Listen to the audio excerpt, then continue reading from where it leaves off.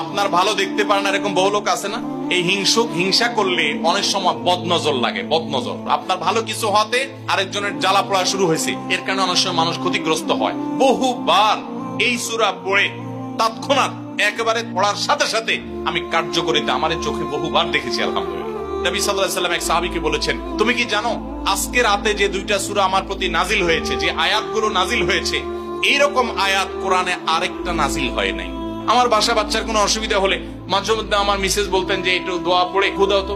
আমি আমার মিসেসকে সাথে সাথে বলি, কেন, তুমি দিলে কি সমস্যা? অনেক সময় বাচ্চাকে নিয়ে আসেন, হুজুর একটু তাকে দোয়া পড়ে ফু দিয়ে দেন, একটু পানি পড়ে দেন। আমরা কি দোয়া পড়ি আজকে সেটা আমি আপনাদের সামনে ফ্ল্যাশ করে দিলাম, জানিয়ে দিলাম।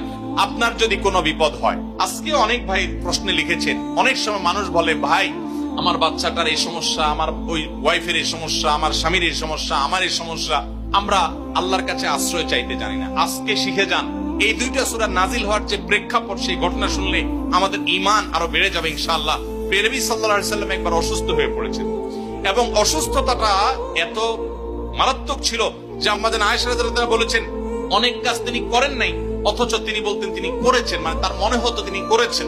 আবার অনেক কাজ তিনি করেছেন তিনি ভুলে যেতেন, মানে এরকম একটা অবস্থা তার তৈরি হয়েছে যে স্বাভাবিক না অস্বাভাবিক, আমাদের অনেকের হয়।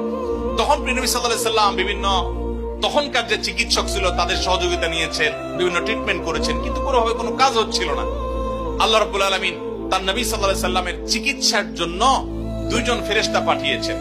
তাদের একজন ফেরেশতা নবী সাল্লাল্লাহু আলাইহি ওয়াসাল্লাম স্বপ্নে দেখছেন যে একজন ফেরেশতা তার মাথার কাছে এসে দাঁড়িয়েছে নবী সাল্লাল্লাহু আলাইহি ওয়াসাল্লামের, আরেকজন ফেরেশতা নবী করিম সাল্লাল্লাহু আলাইহি ওয়াসাল্লামের পায়ের কাছে এসে দাঁড়িয়েছে। মাথার কাছে যে ফেরেশতা দাঁড়িয়েছেন, ওই ফেরেশতা পায়ের কাছে থাকা ফেরেশতাকে জিজ্ঞাসা করছিলেন যে এই লোকটার কি হয়েছে, অর্থাৎ নবী সাল্লাল্লাহু আলাইহি ওয়াসাল্লামের কি হয়েছে। তখন পায়ের কাছে থাকা ফেরেশতা, খুব মনোযোগ সহকারে শুনেন, পায়ের কাছে যে ফেরেশতা দাঁড়ায় ছিলেন উনি বলতেছেন, ওনাকে, অর্থাৎ আমাদের নবী সাল্লাল্লাহু আলাইহি ওয়াসাল্লামের কথা বলছেন, ওনাকে জাদু করেছে। পায়ের কাছে থাকা ফেরেশতা এটা বলার পর মাথার কাছে থাকা ফেরেশতা আবার জিজ্ঞাসা করলেন, কে জাদু করেছে?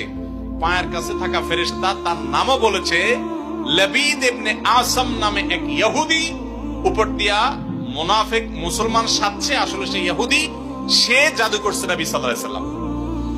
এটা বলার পর আবার মাথার কাছে ফেরেশতা জিজ্ঞাসা করলেন, জাদুটা কোথায় আছে, কিভাবে করেছে? তখন বলা হলো যে চুলে জাদু করেছে, জাদুর মন্ত্র পড়ে চুলে গিরা দিয়েছে, গিরা দিয়ে জাদু করেছে।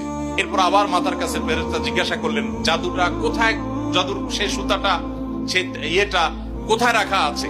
তখন